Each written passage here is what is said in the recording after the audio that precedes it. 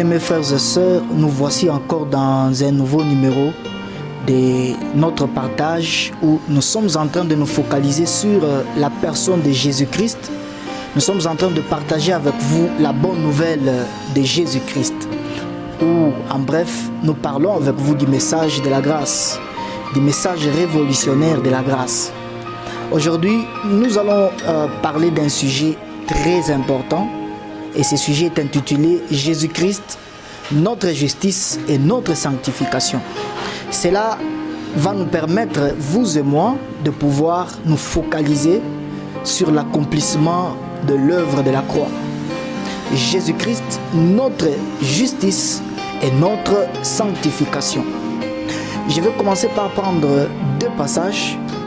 L'un, nous allons le prendre dans le livre de Jérémie, c'est-à-dire dans l'Ancien Testament, Jérémie 23, et aussi nous irons dans le Nouveau Testament pour prendre le livre de 1 Corinthiens chapitre 1, le verset 30. Je vais commencer par l'Ancien Testament, je vais lire pour vous, je suis dans le livre de Jérémie, chapitre 23. À partir du premier verset, nous allons nous arrêter au 6e verset. Écoutez ce que la Bible dit. La Bible dit: malheur aux pasteurs qui détruisent et dispersent le troupeau de mon peuple ou de mon pâturage, dit l'Éternel. C'est pourquoi ainsi parle l'Éternel, le Dieu d'Israël, sur le pasteur qui paisse mon peuple. Vous avez dispersé mes brebis, vous les avez chassées, vous n'en avez pas pris soin. Voici, je vous châtierai à cause de la méchanceté de vos actions, dit l'Éternel.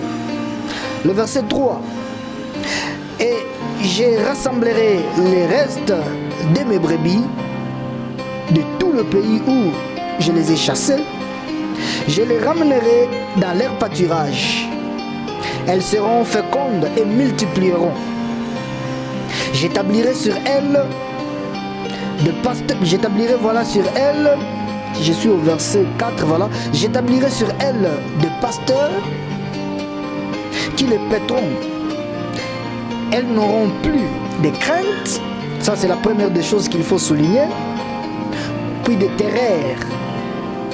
Et il n'en manquera aucune, dit l'Éternel. Les versets 6 et plutôt 5. Voici le jour vienne, dit l'Éternel, où je susciterai à David un germe juste.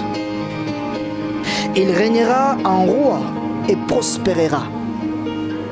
Il pratiquera la justice et l'équité dans le pays. J'aimerais que nous puissions nous établir au verset 6 que nous sommes au point de lire avec vous. Suivez attentivement ce que dit le verset 6. En son temps, Juda sera sauvé. Israël aura la sécurité dans sa demeure. Et voici le nom dont on appellera. Voici le nom dont on l'appellera. L'Éternel notre justice. L'Éternel notre justice. Comme je le disais, nous sommes en train de parler d'un sujet que nous avons intitulé Jésus-Christ notre justice et notre sanctification. La vie chrétienne, c'est une vie où nous bénéficions. Ce n'est pas une vie où nous produisons par nous-mêmes. La Bible dit que dans le livre de Philippiens, l'apôtre Paul est en train de dire que c'est Dieu qui crée en nous le vouloir et le faire. La vie chrétienne, c'est une vie où nous héritons. Nous sommes des co-héritiers joints à Christ. Nous n'avons rien de ce que nous avons produit de nous-mêmes. Tout ce que nous obtenons, tout ce que nous sommes, tout ce que nous avons sont ou est les résultats de ce que Dieu a produit pour nous. Alors, aimables frères et sœurs, la Bible dit que dans les passages que nous venons de lire, la Bible dit que Dieu susciterait des vrais pasteurs, des pasteurs, ou en d'autres mots, des bergers. Ces bergers vont paître son troupeau. Ils vont paître son troupeau avec quoi? Ils vont paître son troupeau avec quelque chose que ces bergers vont enseigner, ou ces pasteurs vont enseigner au peuple. Et quand ils vont enseigner cela au peuple, le peuple n'aura ni crainte, le peuple n'aura ni à trembler, ni peur, et et le peuple ne manquera de rien, ou le peuple se multipliera. C'est ce que nous venons de lire. Et qu'est-ce que la Bible dit au verset 6? La Bible dit qu'ils appelleront, quand les troupeaux seront paître, ou plutôt, quand les bergers vont paître, voilà, j'y arrive, les troupeaux, les bergers vont donner aux brebis, les bergers ou les pasteurs vont donner une nourriture. Et par cette nourriture, les troupeaux ou les brebis vont appeler l'Éternel, que l'Éternel est leur justice. Pas eux produire la justice, pas eux produire quoi que ce soit, mais ils diront que c'est l'Éternel qui est leur justice. Aimables frères et sœurs, ce sujet est important à comprendre. Vous savez, la plupart des gens pensent qu'ils sont justes aux yeux de Dieu ou ils sont saints aux yeux de Dieu à force de faire quoi? De marcher dans une droiture. Je ne suis pas contre la droiture. La droiture, elle est importante. Pourquoi? Parce qu'elle nous aide à bien vivre notre vie dans cette société. Mais la droiture, ce n'est pas elle qui nous qualifie à la sainteté. Ce n'est pas elle qui nous qualifie à la justice. C'est lui qui nous qualifie à la justice, c'est l'Éternel, ou c'est Jésus-Christ seul. Il est le seul qui est notre justice. Et il est le seul qui est notre sainteté ou sanctification. Et mes frères et sœurs, j'aimerais maintenant que nous puissions lire avec moi dans ce passage de 1 Corinthiens chapitre 1, le verset 30. Écoutez ce que la Bible dit. 1 Corinthiens chapitre 30, le verset 30. La Bible dit ce qui suit. Écoutez ce que la Bible dit. Or, c'est par lui que vous êtes en Jésus-Christ, lequel de par Dieu a été fait pour nous sagesse 1, justice 2, et sanctification 3, et rédemption. Le mot sanctification et justice revient là-dedans pour dire quoi? C'est par lui, c'est par Christ que Dieu l'a fait pour nous, sanctification et justice. Ce ne sont pas, ou la sanctification, ce n'est pas quelque chose que tu puisses produire par tes efforts, ni la justice. C'est quelque chose que tu hérites en croyant en ce que Jésus-Christ est pour toi. Et Dieu veut que tu comprennes cela. Vous savez, le diable est en train de vouloir à ce que l'Église enseigne une justice et une sanctification périssables. Or, la justice de Dieu et la sanctification de Dieu n'est pas périssable. C'est quelque chose que Dieu nous donne. Et quand Dieu nous l'a donné, il l'a caché pour protéger, pour la protéger ou le protéger pour nous. Ta sanctification ne sont pas tes efforts. Ta sanctification, c'est Jésus-Christ. Ta justice, ce ne sont pas tes efforts. Ta justice, c'est Jésus-Christ. Et Dieu veut que tu croies en cela. Et si tu veux savoir où est ta sanctification, tu dois regarder à Christ. Ta sanctification est au ciel. Là-bas, elle est protégée. Là-bas, il est protégé. Ta justice est au ciel. Voilà pourquoi tu ne peux pas la perdre. Pourquoi? Parce que Dieu l'a protégée pour toi. Dieu ne peut pas te donner quelque chose qui soit périssable. Il t'a donné quelque chose parce qu'il veut que ça soit éternel. Sinon, si ta justice et ta sanctification n'étaient pas protégées par Dieu, tu perdrais ton salut ou tu périrais.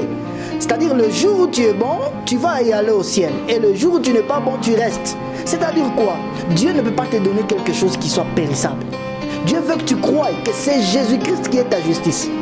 Et il veut que tu croies que c'est Jésus, lui seul, qui est ta sanctification. Aimables frères et sœurs, ce sujet est tellement important que j'aimerais que vous puissiez comprendre. Parce que le diable profite de notre ignorance afin de venir nous culpabiliser. Or, la Bible dit dans Ésaïe 53 que le châtiment qui nous donne la paix est tombé sur Christ. C'est-à-dire, point de culpabilité. Pourquoi? Parce que nous avons un remède. Il y a plusieurs personnes qui nous qualifient, nous, ou quand souvent je prêche la vérité biblique, l'évangile pur de la grâce, la plupart des gens disent que non, si je prêche des choses comme ça, j'encourage aux gens de pécher parce qu'ils vont dire que leur justice et leur sanctification est cachée au ciel. C'est-à-dire qu'ils peuvent faire n'importe quoi. J'aimerais tout simplement vous dire quoi? Je ne connais pas quelqu'un qui a succombé à l'amour de Dieu, manifesté par Jésus et rentré à la boue. Si quelqu'un peut dire que Jésus-Christ est ma sanctification et qu'il est ma justice, et il rentre à faire n'importe quoi, c'est-à-dire aller vivre dans le péché, cette personne n'a jamais reçu ce que Jésus-Christ est pour lui. Ce qui nous change, c'est la puissance de l'amour de Dieu manifestée par Jésus. Quand tu es au milieu de tes efforts, au milieu de tes faiblesses, tu essayes, tu n'y arrives pas. Tu as tellement travaillé pour manifester à Dieu que tu l'aimes et que tu veux aussi lui montrer que tu veux fournir un peu d'effort afin de lui montrer que tu l'aimes. Mais tu n'y arrives toujours pas, mais tu tombes toujours, et que l'on vient te présenter l'amour de Dieu pour te faire voir que Jésus-Christ a payé le prix, qu'il s'est fait pour toi, Dieu l'a fait pour toi, justice et sanctification. Cet amour, cette force, cette manifestation de la grâce de Dieu bouleverse tes efforts et tu commences à te voir que Dieu t'aime malgré tes erreurs, malgré tes faiblesses. Cela te donne la force d'aimer plus Dieu. Tu n'es pas en train de manifester ou de ne pas commettre le péché parce que tu as peur d'aller en enfer, mais c'est parce que tu l'aimes. Toi, tu as vécu son amour pour toi et cela te bouleverse. Tu peux dire qu'en retour, Seigneur, je ne peux pas rentrer à la boue. Pourquoi? Parce que tu m'as tellement aimé que je ne peux pas rentrer à faire des choses qui vont te faire mal. Alors si quelqu'un rentre au péché, au nom de la grâce ou au nom de ce que Jésus-Christ est sa justice et sa sanctification, c'est que cette personne n'a jamais compris et n'a jamais reçu Jésus-Christ, n'a jamais reçu l'évangile de la grâce, où l'amour de Dieu n'a pas sa place dans son cœur. Celui-là qui croit que Jésus-Christ et sa justice et sa sanctification, Jésus-Christ l'a aimé, il l'a fait grâce. Cette personne ne peut pas rentrer à la boue. Pourquoi? L'amour de Dieu le maintient dans la justice et dans la sainteté. Aimables frères et sœurs, la chose que j'aimerais souligner, c'est que Dieu veut que vous puissiez comprendre une seule chose. C'est que faites de Jésus-Christ votre justice.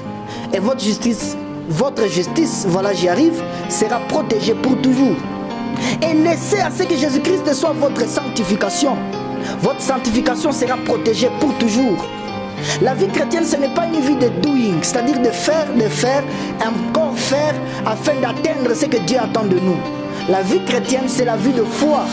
Croire, afin d'atteindre ce que Dieu veut pour nous. C'est cela. La Bible dit que le juste vivra par la foi. Le juste ne va pas vivre par ce qu'il fait. Il va vivre par ce qu'il croit.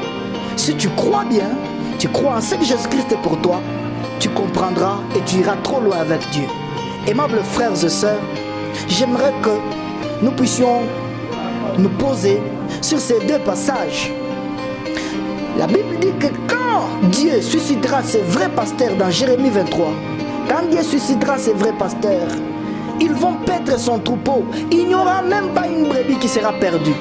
Et le peuple sera dans l'abondance. Le peuple n'aura point à craindre. Le peuple n'aura pas peur. Il n'aura pas peur. Pourquoi? À cause de ce qu'on va leur dire. Le rôle d'un berger ou le rôle d'un pasteur, d'un berger dans l'ancien temps avec le troupeau, c'était de donner la bonne nourriture et une bonne eau aux brebis. Le berger prépare la nourriture aux brebis. Le berger prépare l'endroit où les brebis vont manger toute la journée, l'endroit où il y a des bons verts pâturages. C'est ça le rôle du berger. C'est de nourrir les troupeaux, de protéger les troupeaux. Alors ici Dieu dit qu'il suscitera des pasteurs. Ces pasteurs paîtront son troupeau, c'est-à-dire ils donneront la bonne nourriture et au travers ou grâce à cette bonne nourriture, la brebis ou les brebis n'auront point à craindre. Les brebis n'auront pas peur et les brebis ne se disperseront pas. Pourquoi? Parce que la nourriture que l'on leur donnera, ça sera une bonne nourriture qui les maintiendra dans la santé spirituelle. Alors, la bonne nourriture, c'est Jésus-Christ. J'aime souvent le dire, j'aimerais encore le répéter. Aimables frères et sœurs, une brebis, sa nourriture, c'est Jésus-Christ. Une brebis, c'est-à-dire un enfant de Dieu. Un chrétien, sa nourriture, c'est d'entendre tout ce qui concerne Jésus. C'est de manger tout ce que Jésus-Christ a réalisé pour cette personne. C'est ça, la nourriture de toute brebis. Mais les loups n'ont pas besoin de la nourriture des brebis. Les loups ont besoin d'autre nourriture. Si tu es si tu es chrétien, voilà, j'y arrive. Mais à chaque fois qu'on te parle de Jésus, tu te sens ennuyé. C'est-à-dire, tu dois faire très attention et tu dois te poser une question de savoir, suis-je vraiment une brebis? Parce que la nourriture de toute brebis en Dieu, c'est Jésus-Christ. Si toi, quand on te parle des enseignements qui concernent que Jésus-Christ est seul, tu dis non, nous c'est seulement brisé, nous c'est seulement calciné et cassé. Non, nous nous posons une question. Es-tu vraiment une brebis ou es-tu un loup au milieu des brebis? Parce que la brebis, elle a la joie d'entendre ou de manger sa nourriture. Et quelle est sa nourriture? C'est Jésus-Christ. C'est Jésus-Christ qui est sa nourriture. Alors le loup ne trouve pas du plaisir de manger cette nourriture qui n'est pas la leur ou qui n'est pas à lui. Et cette nourriture qui n'est pas à lui, c'est Jésus. Jésus n'est pas une nourriture pour un loup. Il est une nourriture pour les brebis. Les loups ne mangent pas de vers pâturage. Les loups sont de carnivores. Ils ne sont que là pour manger de la chair. Aimables frères et sœurs, nous sommes en train de parler de ce grand sujet que nous avons intitulé Jésus-Christ est notre justice et il est également notre sanctification. Dieu veut que tu croies en cela. C'est ça la vérité. C'est ça la vérité des Écritures. Jésus-Christ n'est pas mort à la croix pour que tu fournisses tes efforts et afin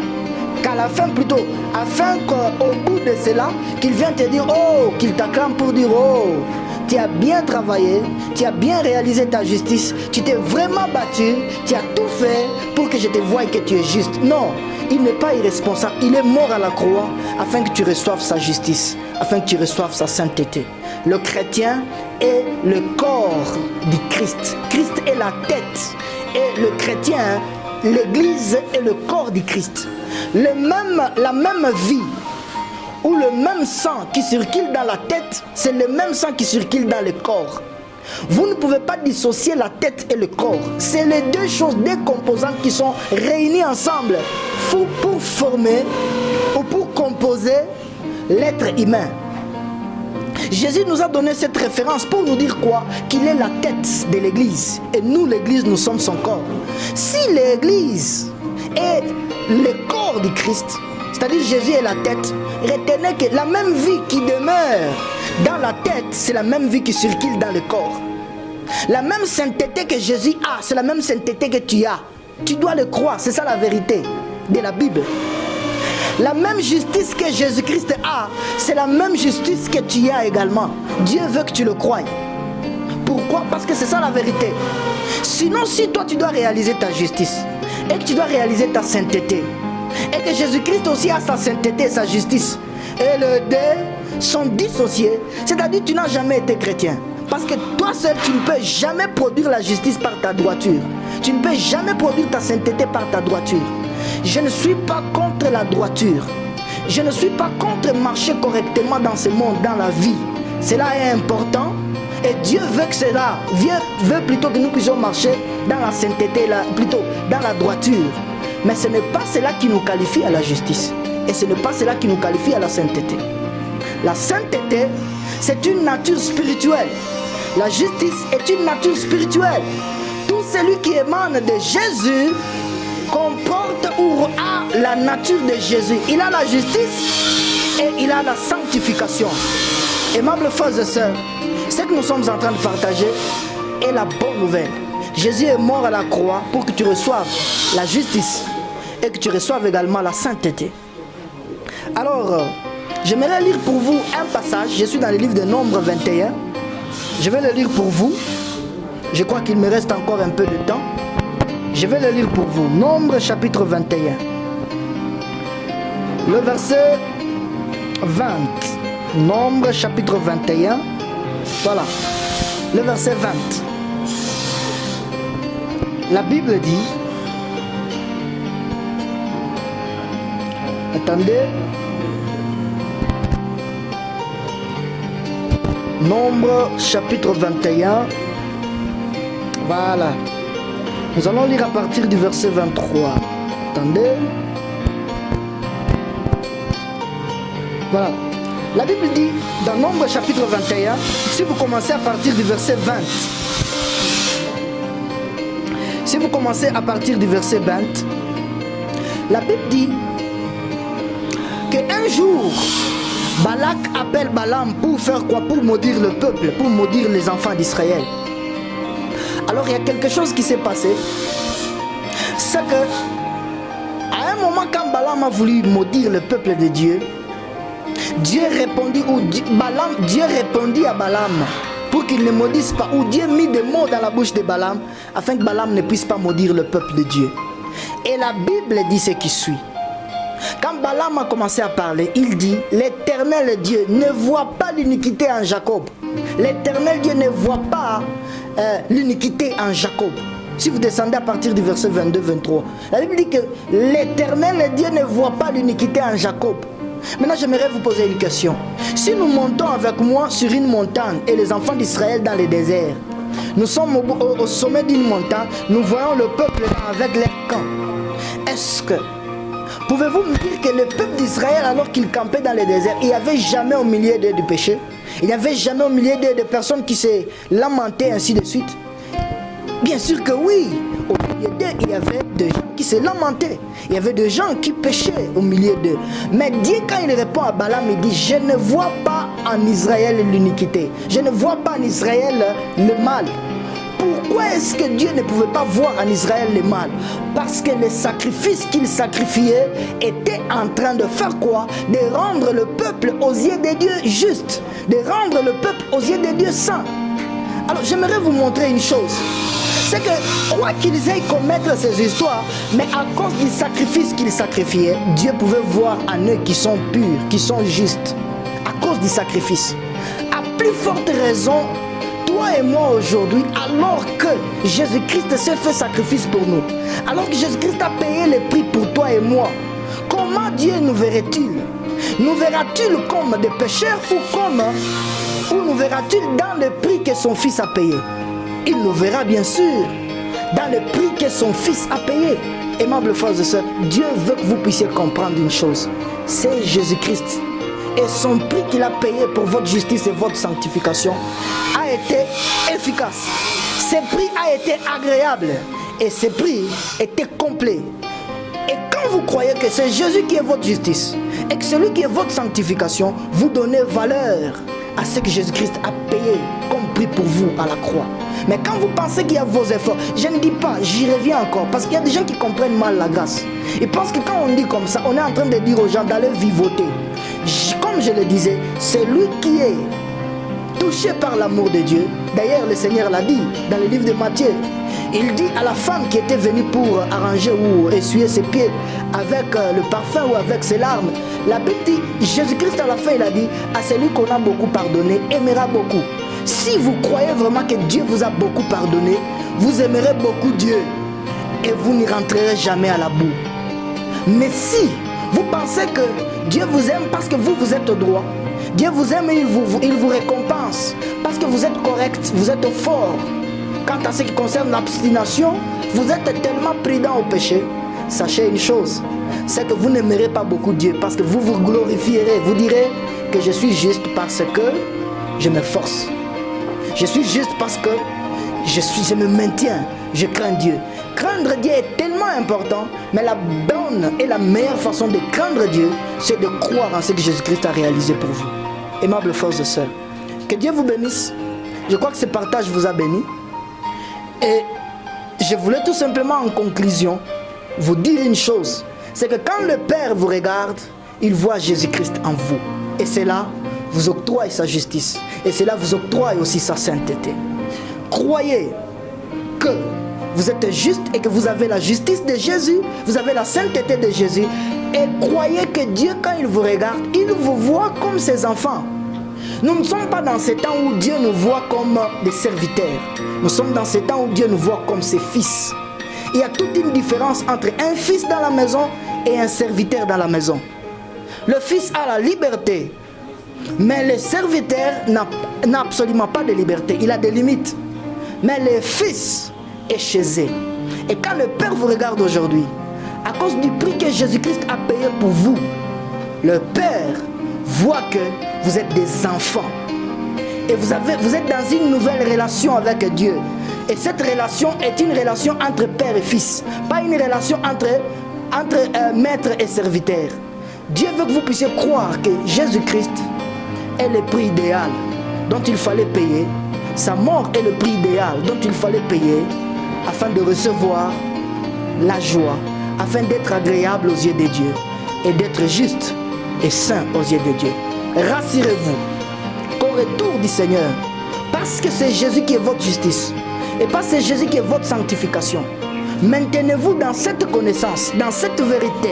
Chaque jour quand vous vous réveillez, croyez que je suis juste et je suis saint, pas à cause de mes efforts, mais à cause du prix que le Fils de Dieu a payé. Et avec cela, au retour du Seigneur, vous serez glorifiés et vous monterez. Avec vous et moi, nous monterons vers le Père. J'aimerais que vous puissiez le croire. Cela est tellement important. C'est ça la vérité de la grâce. Et c'est cela la bonne nouvelle qui vous libère. C'est cela la bonne nouvelle qui vous maintient dans la grâce. Nous ne craignons pas Dieu parce que nous avons peur, mais nous le craignons parce que nous l'aimons. C'est l'amour qui nous maintient dans sa crainte. Ce ne sont pas nos peurs. J'y reviens encore, c'est son amour qui nous maintient dans sa crainte. Ce ne sont pas nos peurs. Que le Seigneur vous bénisse. Si vous vous sentez faible, vous vous sentez culpabilisé, si vous vous sentez que vous êtes revenu aux mêmes erreurs, quand vous rentrez au-dedans de vous, vous sentez culpabilisé, vous sentez jugé, vous voyez que Dieu ne vous aime pas. Peut-être le diable est même venu pour vous dire que Dieu ne vous aime pas à cause de vos erreurs. La force pour vous de vous sortir de vos erreurs, c'est de croire que Jésus-Christ est votre justice et qu'il est votre sanctification. Croyez dans cette vérité, ça vous donnera la force de dire non à ce que vous devez dire non et de dire oui à ce qu'il faut dire oui, c'est-à-dire d'obéir et de croire en ce que Dieu vous aime et qu'il est capable d'accomplir dans votre vie. Que le Seigneur vous bénisse. Si vous n'avez jamais donné votre vie à Jésus, c'est une opportunité pour vous. Vous pouvez tout simplement répéter cette prière après moi. Vous pouvez dire: Seigneur Jésus, je crois en toi. Je te reçois comme mon Seigneur et mon Sauveur. Aujourd'hui, je crois que c'est toi ma justice et que c'est toi ma sainteté. C'est toi ma sanctification. Aujourd'hui, je te donne ma vie et je reçois ta vie. Je suis lavé, je suis pardonné et je suis purifié éternellement. Amen. Que Dieu vous bénisse. Si vous étiez malade, la grâce de Dieu vous accompagne. La grâce de Dieu vous guérit au nom de Jésus. Si vous vous trouvez dans des difficultés financières, je ne sais pas dans quelles difficultés, la grâce de Dieu vous localise et la solution vous est accordée au nom de Jésus. Que Dieu vous bénisse et restez dans la paix du Seigneur. Amen.